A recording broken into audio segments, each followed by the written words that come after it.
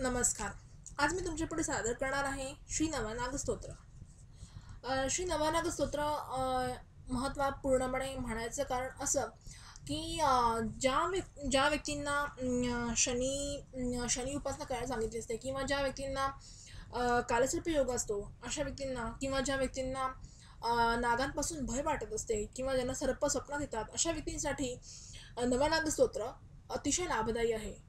नवनाग स्तोत्र हे सकाळी किंवा संध्याकाळी दिवे लावण्याच्या वेळेस म्हटल्यावर जास्तीत चांगल्या प्रकारे लाभ मिळू शकतो. तर सुरुवात करूया. श्री नवनाग स्तोत्र. अनंतं वासुकिं शेषं पद्मनाभं च कम्बलं शङ्खपालं धृतराष्ट्रं तक्षकं कालियं तथा एतानि नवनामानि नागानां च महात्मनां सायंकाले पठे नित्यं प्रातःकाले विशेषतः तस्य विषभयं नास्ति सर्वत्र विजयी भवेत् इति श्रीनवनागस्तोत्रं संपूर्णम्.